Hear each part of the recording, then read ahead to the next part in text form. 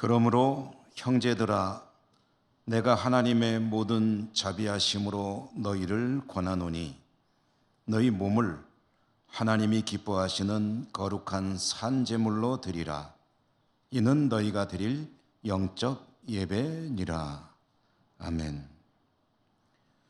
거룩하신 하나님, 사순절 셋째 주일, 오늘도 저희들이 하나님 앞에 나와 예배드릴 수 있으니 감사합니다.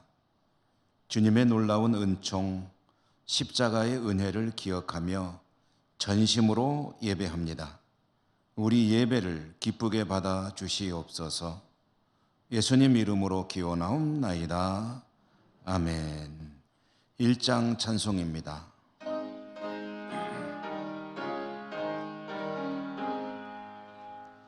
만복의 근원 하나님, 온 백성 찬송 드리고 저 천사여 찬송하세. 찬송 성부 성자 성령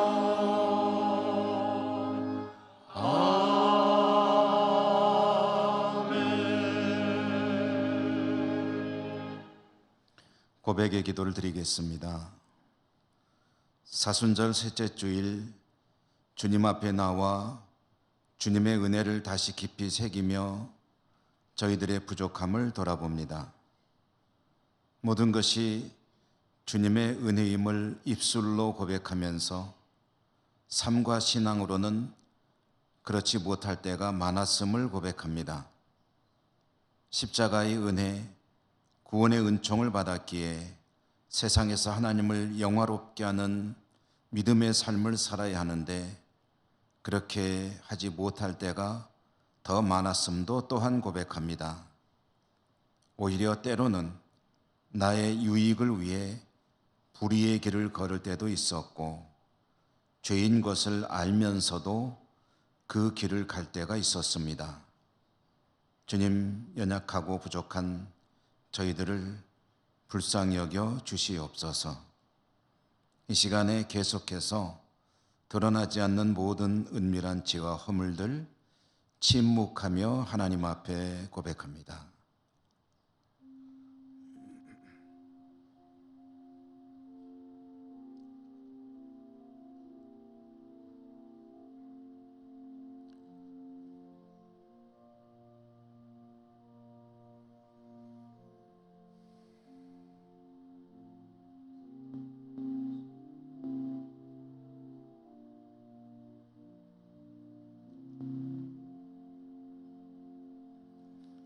하나님의 사죄의 말씀입니다. 내가 네 허물을 빽빽한 구름같이 네 죄를 안개같이 없이 하였으니 너는 내게로 돌아오라. 내가 너를 구속하였음이니라.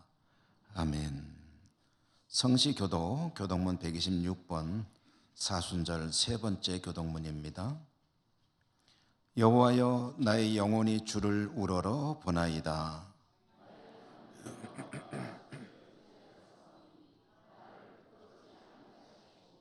나의 원수들이 나를 이겨 개가를 부르지 못하게 하소서.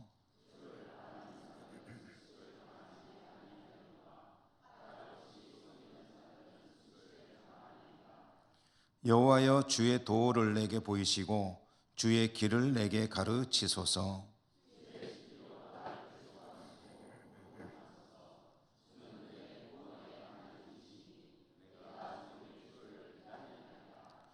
여호와여, 주의 긍휼하심과 인자하심이 영원부터 있었사오니 여호와여, 내 젊은 시절의 죄와 허물을 기억하지 마시고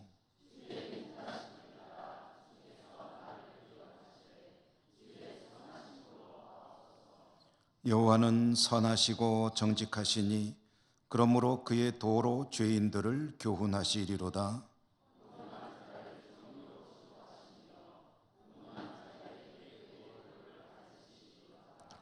여호와의 모든 길은 그의 언약과 증거를 지키는 자에게 인자와 진리로다. 아멘. 사도신경 신앙 고백합니다. 나는 전능하신 아버지 하나님, 천지의 창조주를 믿습니다.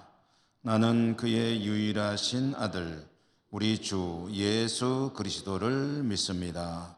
그는 성령으로 잉태되어 동정녀 마리아에게서 나시고 본디오 빌라도에게 고난을 받아 십자가에 못 박혀 죽으시고 장사된 지 사흘 만에 죽은 자 가운데서 다시 살아나셨으며 하늘에 오르시어 전능하신 아버지 하나님 우편에 앉아 계시다가 거기로부터 살아있는 자와 죽은 자를 심판하러 오십니다. 나는 성령을 믿으며 거룩한 공교회와 성도의 교제와 죄를 용서받는 것과 몸의 부활과 영생을 믿습니다. 아멘. 146장 찬송가입니다.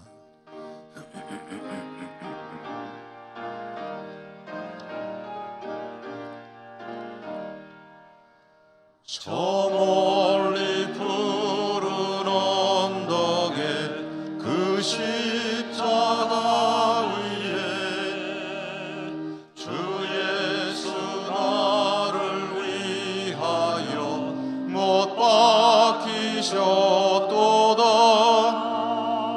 그 귀한 주의 사랑이 날 구원하시니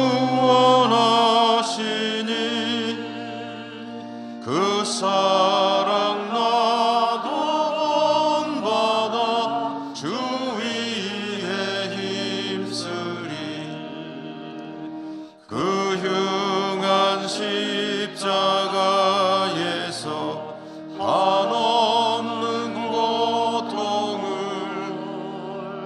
이 세상 사람 위하여 당하신 것일세. 그 귀한 주의 사랑이 날 구원하시니 그 사랑 나도 본받아 주 위에 힘쓰리.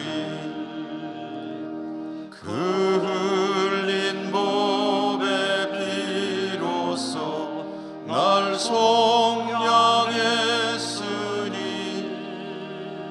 저 하늘 문을 여시고 날 인도하시리. 그 귀한 주의 사랑이 날 구원하시니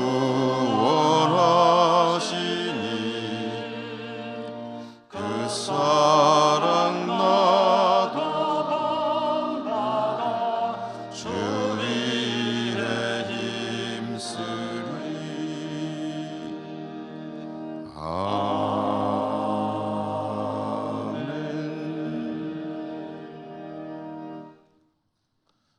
이재일 장로님 기도 인도하시겠습니다.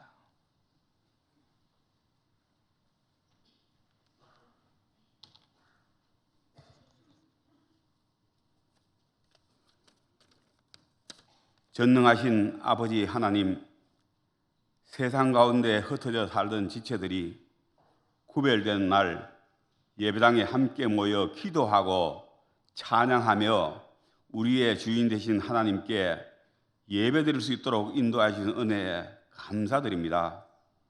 복음의 자유가 보장된 터전을 허락하시고 각자에게 소명을 주시고 믿음의 꽃을 가꾸며 살아가게 하심에 감사드립니다. 특별히 이 시간 예수님이 고난 받으신 날을 생각하며 사순절을 보내면서 겸허한 마음으로 뜻과 정성을 모아 머리 숙이고 예배드리오니 우리 예배를 기쁘게 받아 주시옵소서.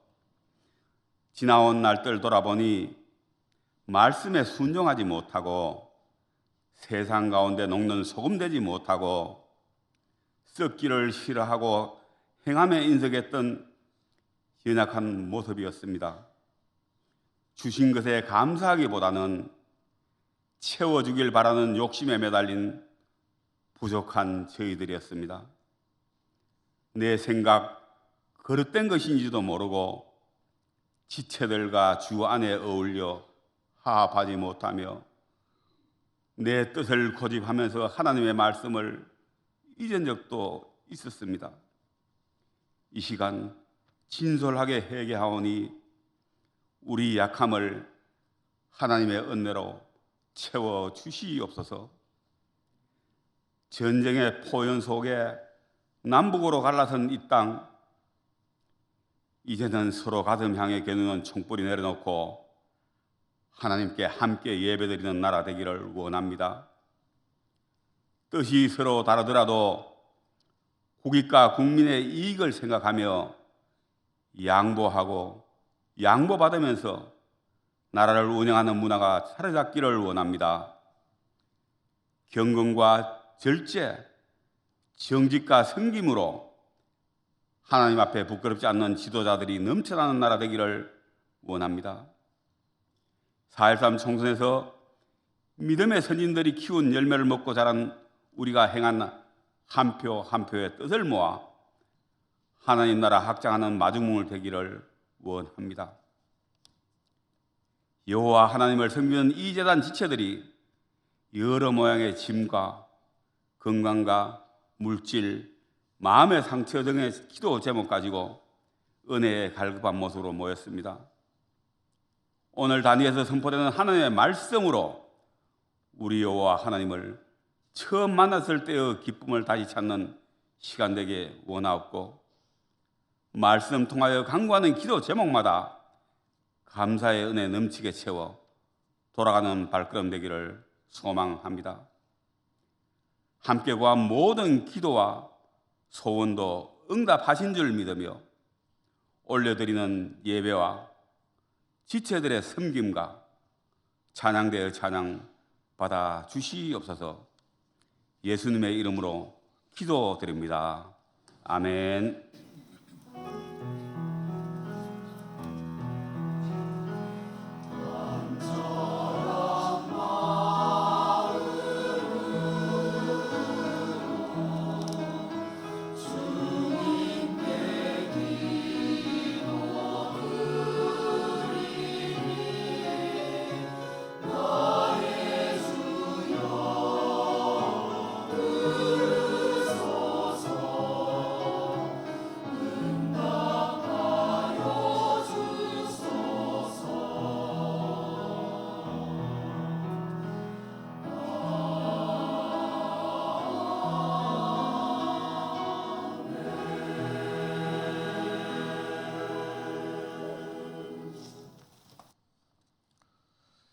오늘 하나님께서 주시는 말씀을 봉독하겠습니다.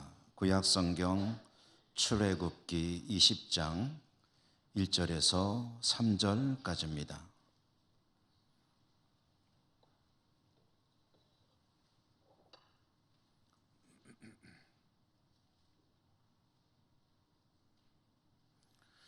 하나님이 이 모든 말씀으로 말씀하여 이르시되 나는 너를 애굽 땅 종 되었던 집에서 인도하여 낸 네 하나님 여호와니라.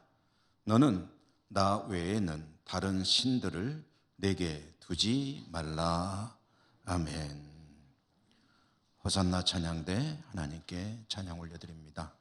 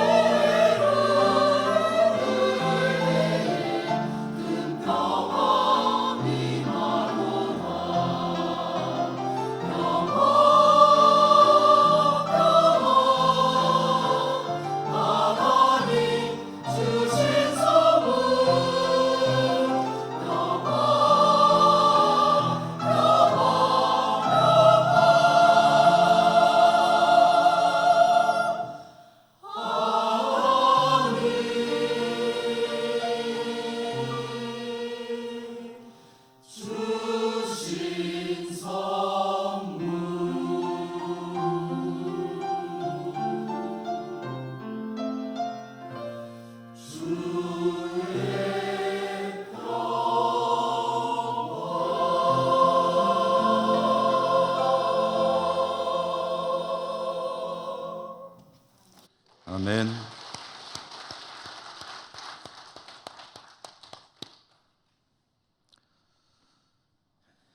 오늘도 하나님을 예배하는 여러분들 진심으로 축복합니다. 은혜가 함께 하시기를 기원드립니다. 오늘 사순절 셋째 주일이고요. 또 국가적으로 3.1절 105주년 일 지난 주일이기도 합니다. 오늘 주시는 말씀, 이 말씀 가운데 하나님의 음성이 여러분에게 들려오시기를 또한 기원합니다. 오늘 말씀의 상황, 주어진 상황을 먼저 알아보도록 하겠습니다. 하나님은 애굽에서 노예로 살던 이스라엘 민족을 구원하셨습니다. 그들을 애굽에서 끄집어내시고 약속의 땅 가나안으로 데리고 가십니다. 바로가 추격해 올 때 그 무시무시한 바로의 군대를 홍해에 멸하시고 하나님 백성들은 그 홍해를 잘 건너게 하시고 그리고 계속해서 광야로 데리고 가십니다. 홍해를 건너 당도한 곳은 시내산이었습니다. 시내산 아래에 당도했을 때 하나님은 이스라엘과 언약을 맺으십니다. 언약의 내용은 이스라엘은 하나님의 백성이 되고 하나님은 이스라엘의 하나님이 되신다는 것이었습니다. 이 언약에 하나님과 이스라엘 민족이 함께 말하자면 도장을 찍었습니다. 이제부터 이 약속은 성립이 됩니다. 하나님은 택하신 그 민족의 하나님이시기 때문에 그 민족을 지켜주시고 축복하실 것입니다.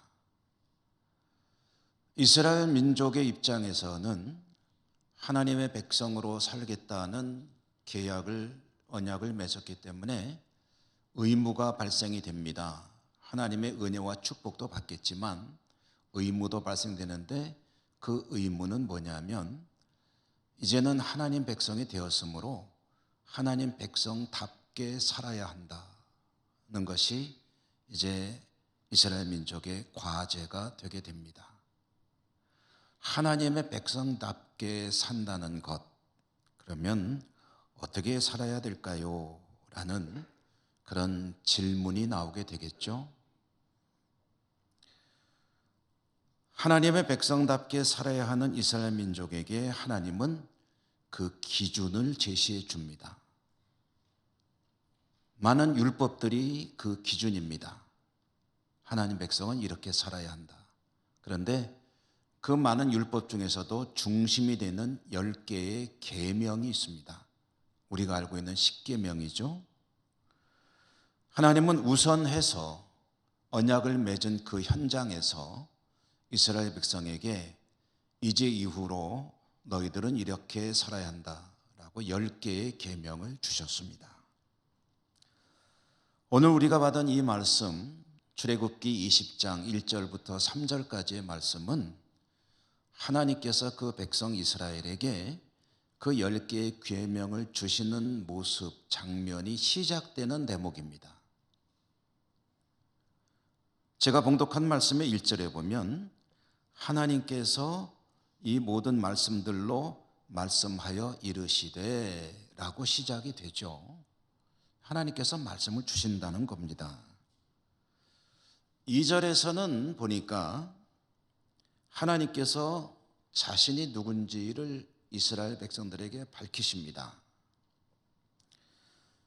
하나님은 내가 누구냐 하면은 너희들이 종으로 살던 그 이집트 애굽 땅에서 구원해낸 너희들의 하나님 여호와다 라고 자신을 드러내십니다. 이것을 계시한다고 하죠. 자신을 계시하셨습니다. 그리고 이어서 이제 하나님 백성으로 살아야 될 이스라엘 백성들에게 그들의 삶의 중심이 될 10가지 기준을 내려주시는데요.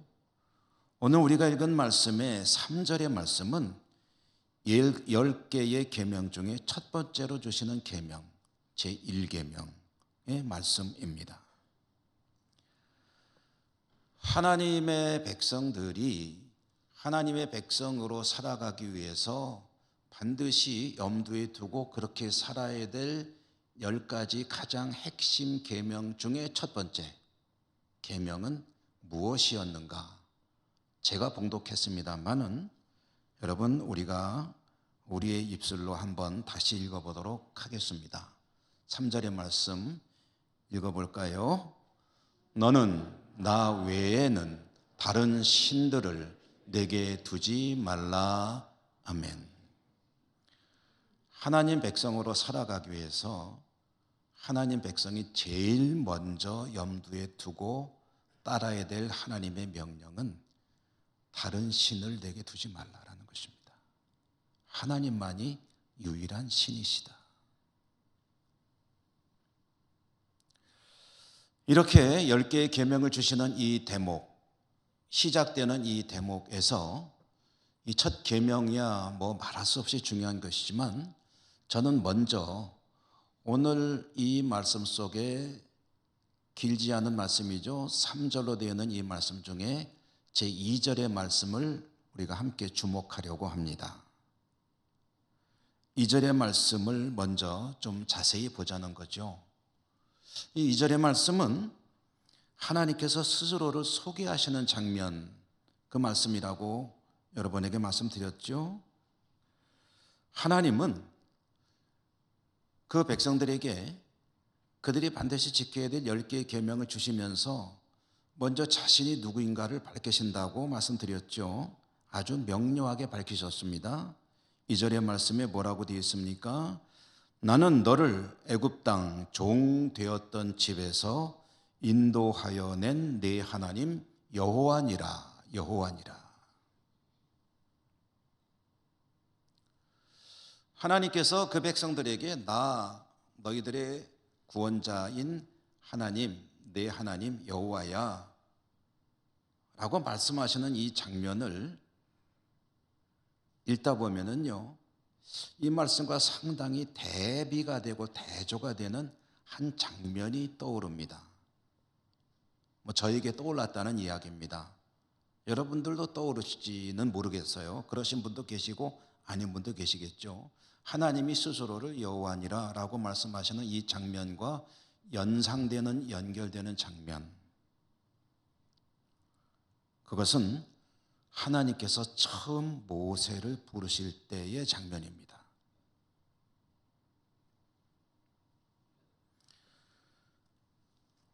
모세는 미디안이라고 하는 저 변방에서 양을 치는 목동으로 살고 있었습니다. 그는 한때 이집트의 왕자였지만 살인의 죄를 저지르고 도주하였고 미디안이라는 곳에서 많은 세월을 목동으로 살았습니다.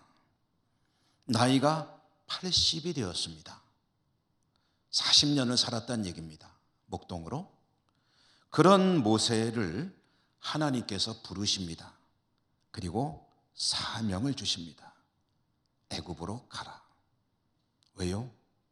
가서 내 백성, 고통받고 있는 내 백성을 구원해내라. 건져내라. 너 그 사명을 좀 감당해야 되겠다. 라고 가라고 하셨습니다. 이 모세 입장에서는 그야말로 날벼락 같은 말씀이죠. 얼토당토하는 말씀이죠. 이 무슨 뜬금없는 소리입니까? 라는 반응이 나오겠죠. 당연히 모세는 싫다고 했습니다. 거절합니다. 하나님이 계속 권하십니다. 모세는 계속 싫다고 합니다. 밀고 당기는 그런 실강이가 계속됩니다. 모세는 이런저런 구실을 대면서 싫다고 했는데 워낙이 신적인 존재가 앞에 바로 나타나셔서 계속 밀어붙이니까 어쩔 수 없이 가기로 하게 됩니다. 이렇게 하나님과 모세 사이에 밀고 당기는 그런 주고받는 대화들 가운데 모세가 하나님께 이렇게 질문하는 장면이 있습니다. 뭐라고 질문하냐면 모세는 그런데요, 하나님 이름이 뭐세요? 제가 좋습니다. 이스라엘 민족들에게 간다고 하십시다. 가서 그들에게 내가 나를 찾아오신 신이 너희들에게 보내서 너희들을 구원하라고 하셨다. 그래서 내가 왔다. 라고 말한다면 그들은 물어볼 거 아닙니까? 너를 보낸 신이 누군데? 그러면 제가 누가 보냈다고 하면 되겠습니까? 하나님 이름이라도 가르쳐 줘야 되는 거 아닙니까? 누구세요? 라고 질문을 한 겁니다. 이 대목에서 제 느낌을 하나 말씀드리려고 합니다. 성경을 읽어가노라면 이 대목에서 모세가 이렇게 질문했을 때 하나님께서 상당히 조금 주춤거린다고 하실까요? 어색해 하신다고 할까요? 머뭇거린다고 하실까요? 그런 느낌이 저는 듭니다. 성경이 그렇게 기록되어 있지 않습니다. 모세가 질문하니 여호와께서 머뭇거려 기다리시다가 말씀하시다 이렇게 되지 않습니다. 그렇지만 제 느낌이 그렇다는 거예요. 왜냐? 이 질문은 하나님 입장에서는 조금은 엉뚱한 질문이기 때문입니다. 왜 이 대목에서 하나님께서 어색해 하시고 또 좀 주춤하시는 것 같은 느낌이 드느냐? 그 이유는 하나님께서 대답하실 말이 없기 때문입니다. 무슨 얘기냐? 하나님 이름이 뭐세요? 내 이름? 난 이름이 없는데? 가만히 있어봐. 그럼 내가 뭐라고 해야 되지? 이런 느낌이 든다는 것입니다. 여러분 나중에 성경 읽으실 때 이 대목 보시면은 그런 어떤 느낌을 가져보실 수도 있을 것입니다. 하나님에게는 이름이 없습니다. 하나님은 그냥 하나님이십니다.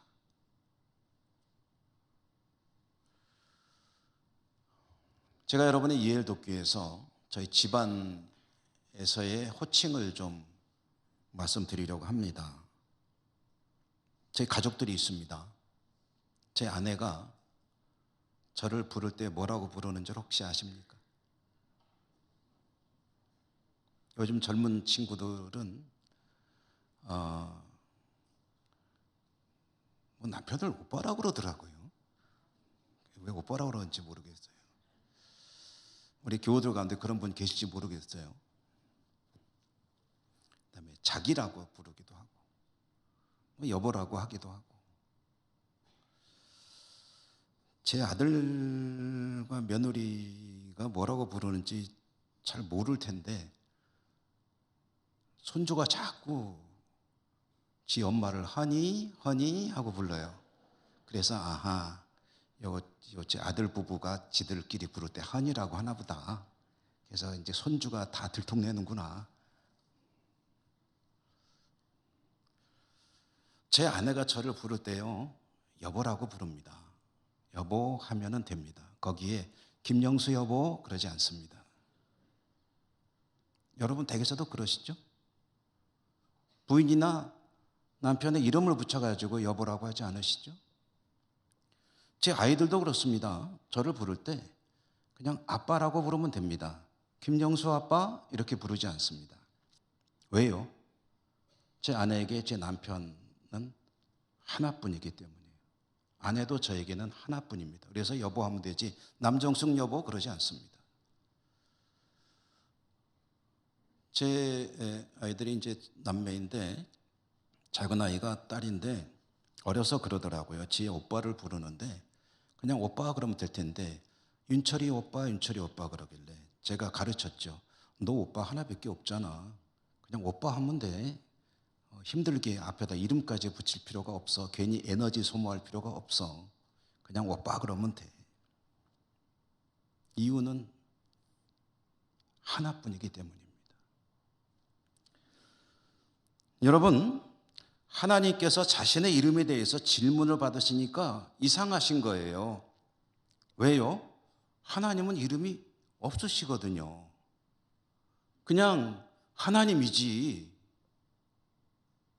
그러므로 하나님을 부르실 때는 그냥 하나님 하면 돼요. 거기다 이름 붙여가지고 무슨 하나님 할 필요도 사실은 없어요.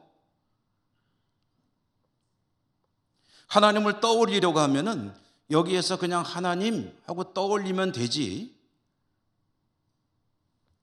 거기다 이름을 붙일 이유가 없습니다.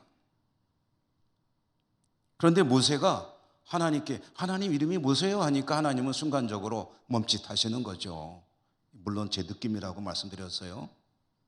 그러시다가 하나님께서 생각 끝에 대답을 주십니다. 뭐라고 주셨습니까? 아주 유명한 대목이죠. 나는 스스로 있는 자니라. 이집트에 가거든 애굽에 가거든 스스로 있는 자가 너희들에게 나를 보냈다고 말해라 라고 말씀하십니다.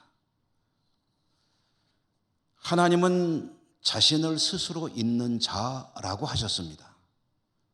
스스로 있는 자라는 이 말을 성경이 기록된 히브리 말을 그대로 소리 나는 대로 읽으면 여호와가 됩니다. 그래서 여호와라는 말의 뜻이 스스로 있는 자라는 뜻입니다. 어떤 경우에는 야훼라고도 읽죠. 똑같습니다. 여호와라고 읽기도 하고 야훼라고 읽기도 합니다. 그러니까 하나님 이름이 뭐세요? 라고 모세가 물었을 때 하나님은 가만히 있어라. 내가 누구지? 이거 성경 안 나왔습니다. 나는 그냥 나야. 내가 나지. 내가 누구겠어? 하나님이야. 이게 하나님의 대답인데 나는 나야라는 그 대답이 여호와라는 음력으로 읽힌다는 것입니다. 자, 그러면 여기서 한 가지 또 우리가 생각해 보죠. 하나님은 한 분뿐이시기 때문에 그냥 하나님 하면 되는데 모세는 왜 이름을 물어봤을까요? 이스라엘 백성들에게는 왜 자기들을 구원하려고 하는 신의 이름이 누군지가 궁금한 걸까요? 이유는 간단합니다. 모세도 이스라엘 백성들도 신이 하나라고 생각하지 않기 때문입니다. 그들에게 신은 여러 신들이 있습니다. 모세가 살았던 왕족으로 살았죠. 그렇게 교육받고 자랐죠. 그 이집트에는 수많은 신들이 있습니다. 400년간 노예로 이집트에서 살았던 이스라엘 백성들도 그렇게 당연히 자연스럽게 그렇게 알고 자랍니다. 그들이 알고 있는 신들이 너무 많습니다. 그렇게 수많은 신들 가운데 지금 당신을 보낸 신이 우리를 구해주겠다고 하는데 과연 그 신이 어떤 신인데 그 신이 그럴 만한 능력이 있는 신이야? 우리 조상들의 신이라고? 그럼 그 신이 누구야? 궁금해하는 것은 어쩌면 당연할 것입니다. 이 이집트의 신들보다 세?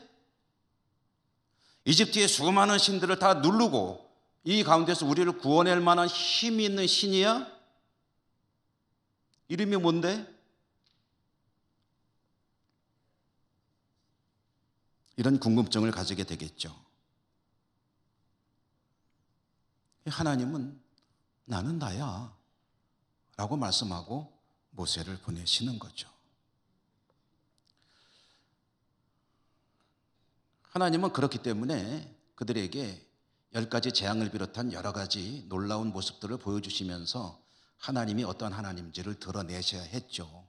그리고 이스라엘 민족을 이끌어내시고 시내산에 와서 지금 언약을 맺습니다. 근데 여기에서 하나님은 이름이 없으신 분이에요. 그리고 스스로에 대해서 증명하실 필요가 없습니다. 왜? 한 분뿐이신 하나님이니까. 그런데 이스라엘 백성들에게 계명을 주시면서 나 너희들이 알고 있는 여호와 신이야. 나는 스스로 있는 자, 그렇게 알고 있는 그 신이야 라고 말씀을 하시는 겁니다. 자신을 드러낼 필요가 없으신 하나님께서 왜 자신이 누군지를 설명하실까요? 어찌 보면 그럴 필요가 없는데, 구구하게 설명하실 필요가 없는데 왜 그러실까요? 이스라엘 백성들에게 조금이라도 자신을 잘 알도록 하시려는 하나님의 마음이죠.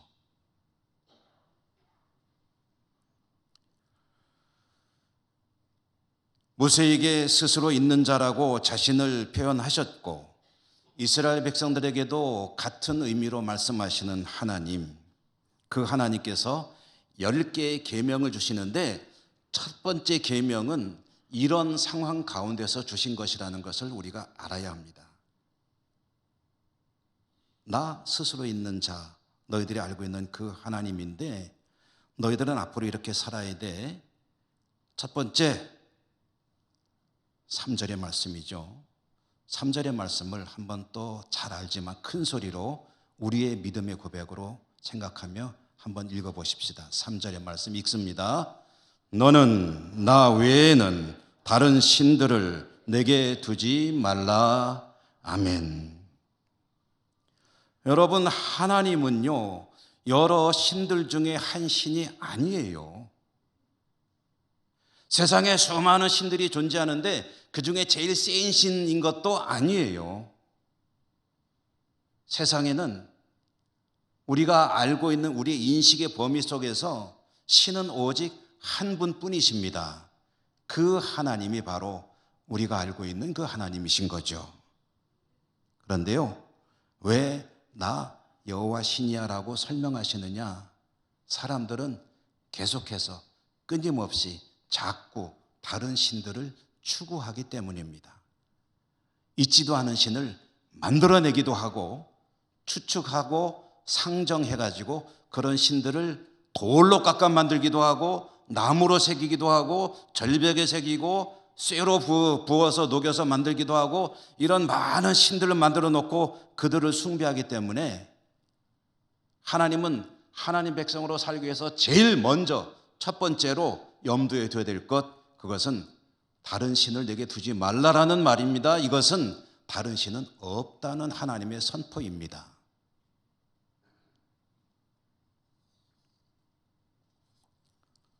자, 여러분, 우리 이야기를 좀 해보죠. 우리들은 어떨까요?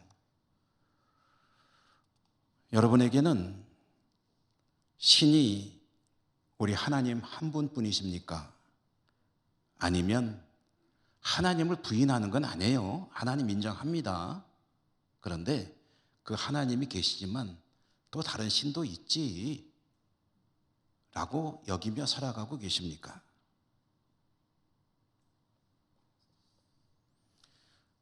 하나님을 부정하지는 않지만 하나님 못지않게 능력 있고 힘 있고 때로는 하나님을 뛰어넘는 어떤 막강한 신적인 존재가, 그래서 어쩌면 하나님보다 더 의지하는 그런 신이 여러분에게 있지는 않으신지요? 솔직히 말하자면 하나님을 믿기는 믿지만 뭔지 멀리 계신 것 같은, 뭔지 막연한 것 같은 하나님보다는 좀 더 내가 의지하고 좀 더 힘 있어 보이고 좀 더 능력 있어 보이고 좀 더 나에게 뭔가 도움이 될 것 같은 어떤 신적인 존재가 여러분에게 있지는 않으시냐?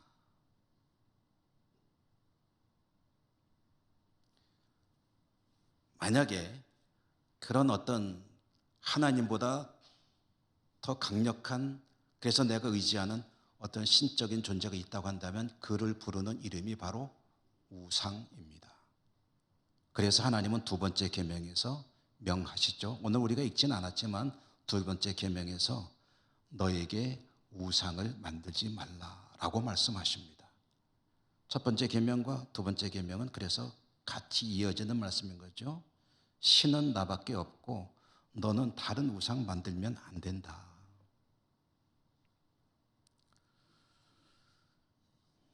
그러므로 참된 하나님 백성으로 살기를 원하신다면 그는 이렇게 단호한 그런 믿음의 고백을 하게 됩니다. 나에게는 오직 우리 하나님 한 분만이 신이십니다. 그분만이 나의 하나님이십니다. 그분만이 나의 삶의 주인이 되시고 나의 생명의 주인이 되시고 나의 생사화복을 주관하는 분이시며 내 삶의 목표가 되십니다. 하나님만이 나의 신이십니다. 이것이 우리 신앙 고백의 출발이 되게 됩니다. 하나님은 한 분뿐이기 때문에 자신을 설명하실 필요도 없고, 그리고 하나님 자신이 원하시는 대로 세상을 움직이시면 됩니다. 거기에 대해서 어느 누구도 이의를 제기할 수 없습니다. 왜냐? 피조물이기 때문에. 근데 그 하나님께서요, 모세에게 자신의 이름을 조금은 좀 어색한 가운데 설명하셨던 하나님, 이스라엘 백성에게 또한 자신을 드러내신 하나님께서 역사 속에서 자신을 가장 명확하게 드러낸 사건이 있습니다. 무엇일까요? 자신의 이름으로 여호와라는 이상한 이름을 지으신 하나님께서 자신을 드러내신 사건, 그것은 아예 이름만 알려주고 설명만 하는 것이 아니라 사람이 되어서 이 땅에 오신 일입니다. 아예 사람이 되어 오셔가지고 33년간을 이 땅에서 함께 사셨습니다. 하나님이 사람이 되셔서 33년간을 이 땅에 사시면서 자신이 바로 사람이 되어 이 땅에 오신 하나님임을 드러내셨고 말씀하셨고, 그리고 여러 가지 일들을 통해서 자신을 증명하셨습니다. 기적을 보여주셨고 병자를 고치셨고 자신이 얼마나 세상을 사랑하는지를 십자가에 자신을 못 박으심으로 드러내셨습니다. 왜 그렇게 복잡한 일들을 하시면서 자신을 드러내셔야 했을까? 하나님 한 분만이 나의 하나님이라고 믿음을 가지지 못하고 계속해서 다른 곳을 끼웃거리는 이 땅을 구원하시기 위해서 하나님은 자신을 명확하게 보여주셨습니다. 어떻게 사랑하는지도 보여주셨습니다. 보여주시는 이유 중에 가장 중요한 것 중에 하나는 그렇게 확실하게 보고 믿고 구원받기를 원하시는 하나님의 마음이신 거죠. 그러므로 우리는 이렇게 다시 고백하게 됩니다. 우리에게는 그 주님, 주 예수 그리스도, 이 땅에 오신 하나님의 아들이자 하나님이신 그 주님만이 우리의 참 하나님이십니다. 다른 신은 없습니다. 주 예수 그리스도, 그분만이 나의 삶의 주인이시고 생명의 주인이시고 나의 하나님이십니다. 주는 그리스도시요 살아계신 하나님의 아들이십니다. 베드로의 고백. 도마가 말하죠. 나의 하나님, 나의 구주이십니다. 당신만이.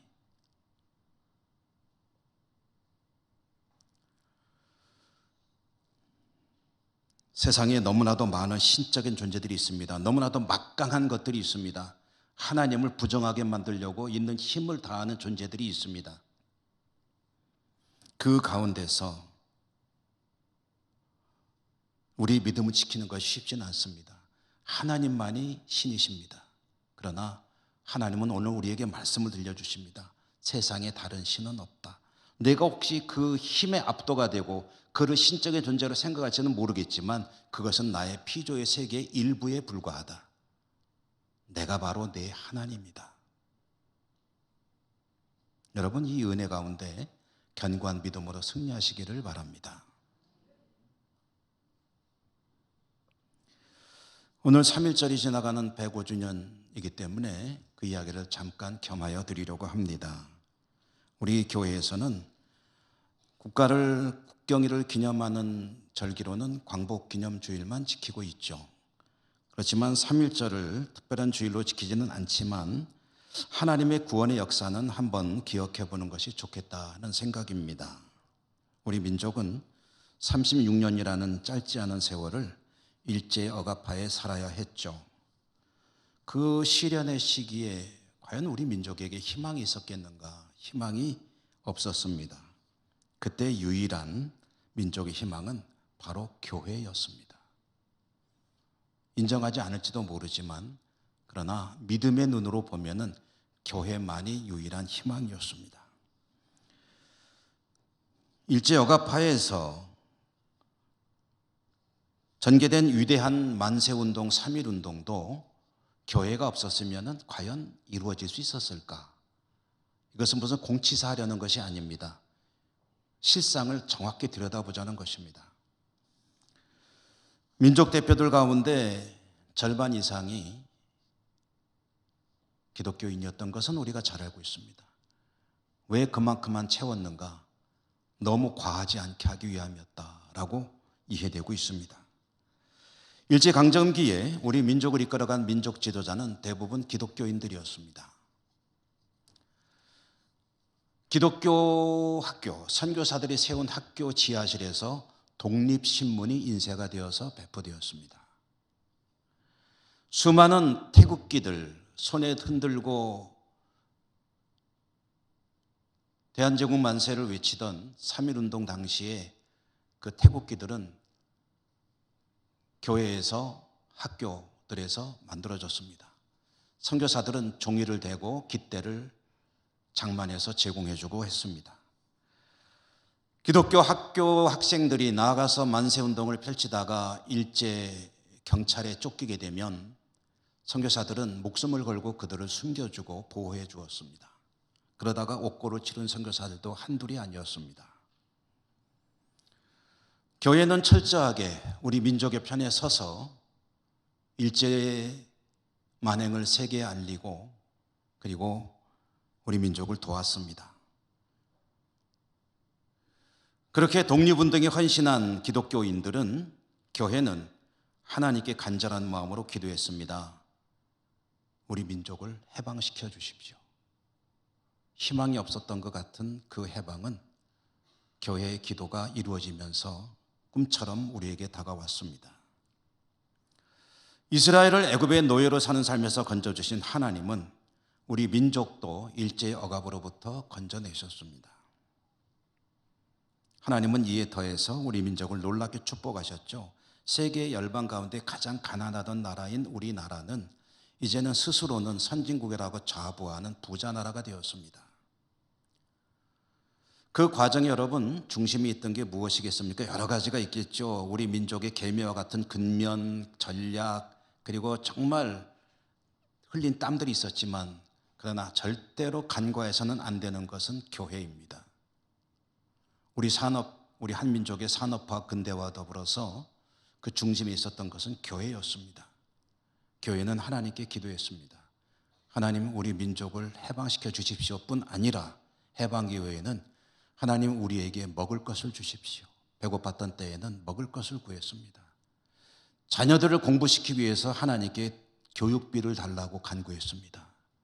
예배드릴 예배당을 짓기 위해서 하나님 우리에게 물질을 내려주십시오. 하나님의 교회를 건축하겠습니다. 기업들을 위해서 기도했습니다. 그리고 국군들을 위해서 기도하고 경찰을 위해서 기도하고 위정자들을 위해서 기도했습니다. 하나님 이 나라를 다스리는 정치인들이 하나님의 공의에 입각해서 우리 민족을 정의롭게 잘 다스려갈 수 있도록 해주십시오. 지금도 기도하고 있죠. 여러분, 우리나라가 여기까지 오는데 중심은 교회였습니다. 교회가 하나님께 기도할 때 하나님께서 우리 민족을 축복하셨습니다. 교회는 하나님을 사랑하고 민족을 사랑했습니다. 그런데 오늘날은 그 사랑이 많이 식어가고 있습니다. 그 증거가 뭐냐? 교회가 많이 위축돼 가고 있다는 것. 그것이 하나님을 향한 우리 민족의 사랑이 식어간다는 증거입니다. 교회는 민족의 희망인 것은 여전합니다. 그러나 오늘날의 이 모습 속에서 교회는 스스로에게 질문해야 합니다. 우리 교회가, 우리 한국교회가 우리 민족의 희망이라고 할 수 있을까요? 여러분 어떻게 생각하십니까? 우리 예천교회가 예천 지역사회의 희망이라고 할 수 있을까요? 여러분 어떻게 생각하십니까? 우리는 선조들로부터 위대한 교회를 물려받았습니다. 지금 이 교회를 우리 후손들에게 그대로 물려주어도 될까요? 여러분 질문했더니 많이 부족하다고 만약 생각이 되신다면 교회가 다시 회복을 위해서 힘써야 합니다.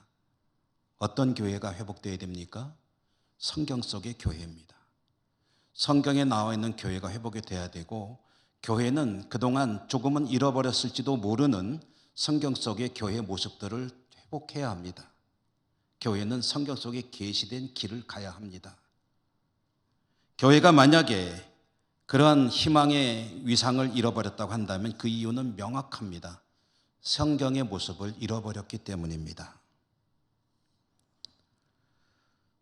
다시 성경으로 돌아가는 우리 교회가 되기를 소망합니다. 우리 교회가, 한국교회가 민족의 희망이 되고 예천의 희망이 되기를 원합니다. 여러분 우리 각자가 나 외에 다른 신이 없다는 이 신앙과 우상이 없는 신앙과 우리 주 예수 그리스도 그분만이 나의 하나님이라는 것을 믿음으로 고백하며 그 길을 힘차게 따라가는 우리 모두가 될 수 있기를 주님 이름으로 축원합니다. 은혜로우신 하나님 감사합니다. 오늘도 주신 말씀 받고 다짐하고 또 하나님 앞에 기도합니다. 우리 교회를 축복하시고 한국교회를 축복하시고 믿음 위에 바로 서게 하시고 민족의 희망으로 살아가고 저희들은 하나님만이 나의 하나님임을 고백하며 승리하는 삶을 살아갈 수 있도록 축복해 주옵소서. 예수님 이름으로 감사하고 기도드립니다. 아멘. 찬송하시며 봉헌하시겠습니다.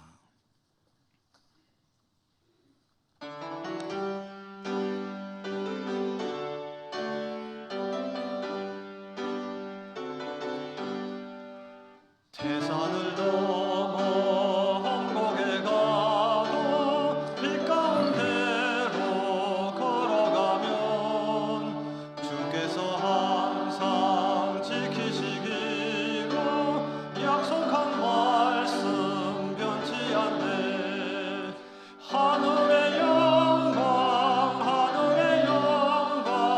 나의 맘속에 차고도 넘쳐 할렐루야를 힘차게 불러 영원히 주를 찬양하리. 캄캄한 밤에 다닐지라도 주께서 나의 길 되시고 나에게 밝은 빛이 되시니 길 잃어버릴 염려 없네. 하늘의 영광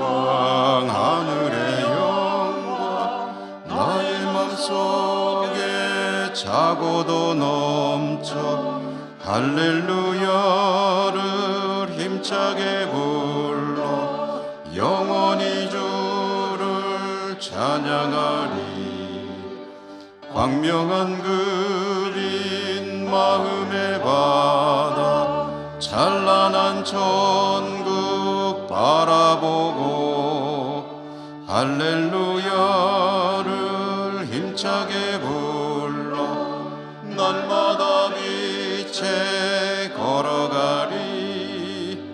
하늘의 영광 하늘의 영광 나의 맘속에 차고도 넘쳐 할렐루야를 힘차게 불러 영원히 주를 찬양하리. 자비로우신 하나님, 오늘도 저희들이 하나님을 예배할 수 있음에 감사하고 하나님을 예배하러 나올 때 또 올려드릴 예물을 가져올 수 있도록 복 주신 것을 감사합니다. 하나님은 한 분뿐이신 하나님이시요 모든 것의 주인 되심을 믿음으로 고백하며 주신 것의 일부를 오늘도 정성껏 구별해 가지고 와 올려드립니다.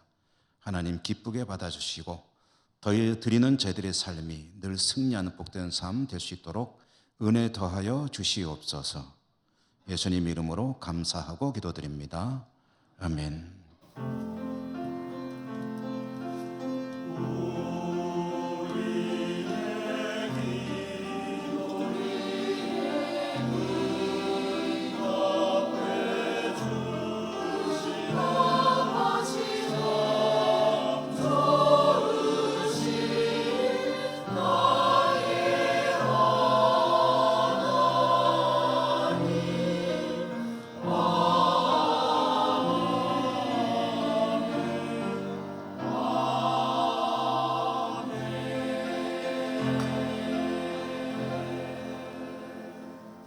교회 소식 전해드립니다. 오늘 사순절 셋째 주일, 내일은 3월달 월삭 기도 있는 날, 여러분들의 많은 참여를 바랍니다.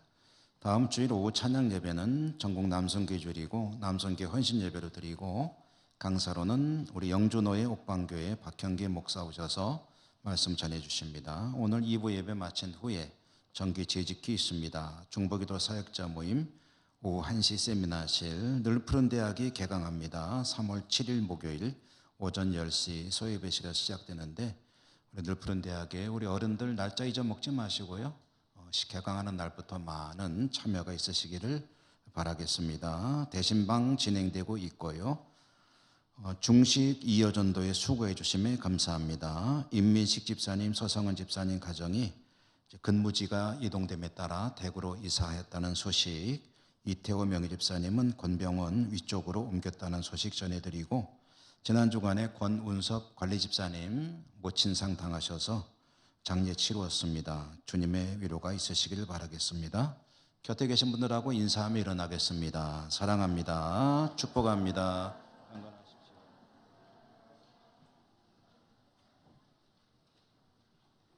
주기도송과 축도로 예배를 마치겠습니다.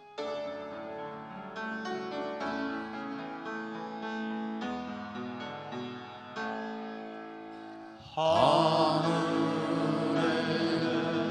계신 아버지 이름 거룩하사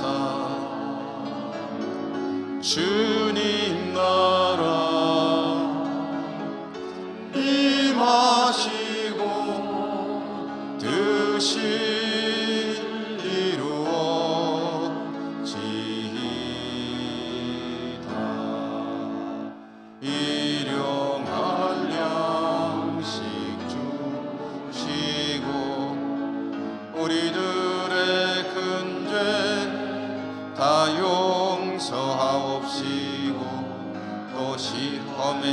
들게 마시고 악에서 구원하소서.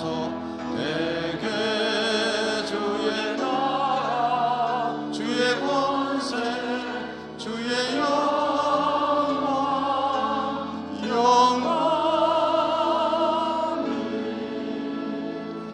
아멘.